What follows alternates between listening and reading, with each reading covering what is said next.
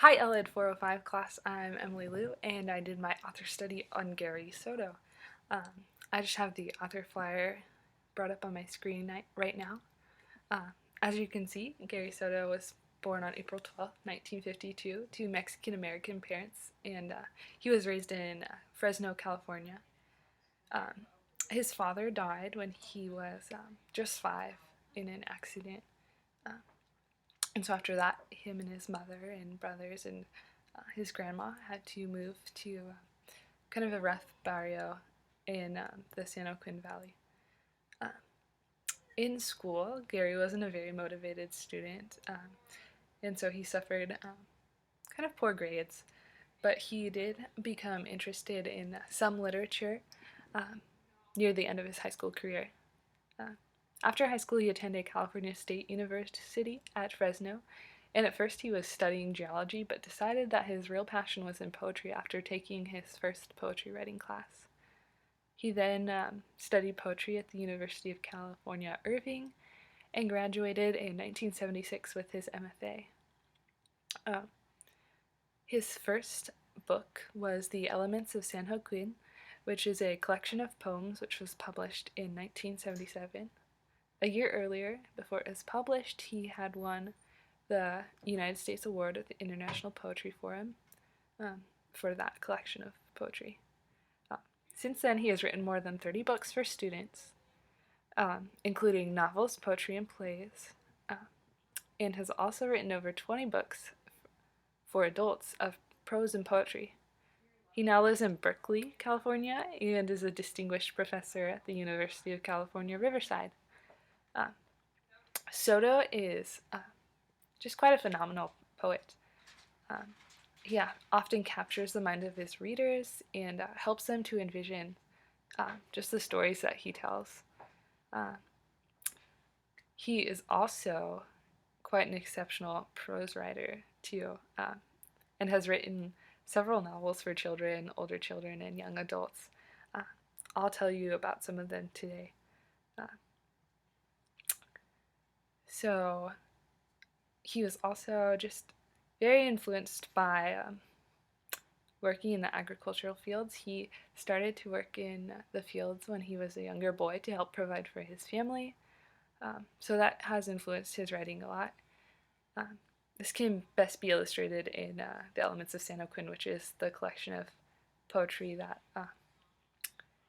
is largely about his experience working in the fields, but also um, just his experience growing up, too. Um, he's also influenced by being a Chicano American, and you can see a lot of this in just some of the themes of his writing. They'll include a lot of the Mexican American culture, while also drawing on just some of the themes that everybody experiences growing up. Uh, so these are some of his influences, but I think that almost all children would enjoy his work, and it can be very valuable in the classroom. For some of his books, some of the ones that I reviewed on the pamphlet were Novia Boy, which is a play written by Soto. It has one act, and it's about a boy named Rudy who is a ninth grader, um, and he musters up enough courage to ask out an 11th grade girl named Patricia, and so the story is about him just going to different people and getting all sorts of advice, and he has to try to figure out which is the best for him uh, for his date with this girl.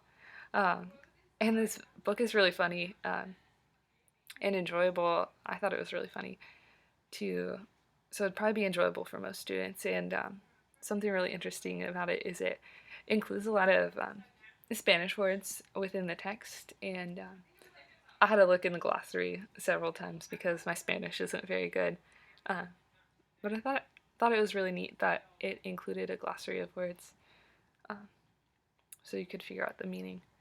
Uh, Another one of his books is The Skirt, and this is a short novel for younger students or beginning readers, and It's about a girl named Miata who is really excited for her folklorico dance after a church service that Sunday. And the story is about her losing her skirt on the school bus one Friday afternoon and not telling her parents about it because she's afraid that they'll be disappointed in her. And so her and her friend Anna go through um, all these hoops to try to get her dress back. And I think that this could be a story that a lot of students relate to because all students and children and people even will lose their just things in their life. They'll have to try to get them back. The next one I looked through a bit was Baseball in April, which is a collection of short stories that Soto reflects on, and they just it's just an account of his day-to-day memories from his upbringing and his experiences growing up in the San Joaquin Valley as a Chicano, and it's just really incredible all of the details that he paints within the text. Some of his poetry for older people would be the new and selected poems and the elements of San Joaquin, and I'll read some of those. This is a poem from the new and selected poems, and it is titled "Learning My Lesson." When I was 5, I found Beauty, a girl in a box of soap, while fooling in an alley with my brother, who was all gum and better looks. He snatched the box, gazed, and looked back at me, kid, with spiky hair and teeth, like a broken-down fence, and he knew her house and took me down our alley to the street Mother said never to cross.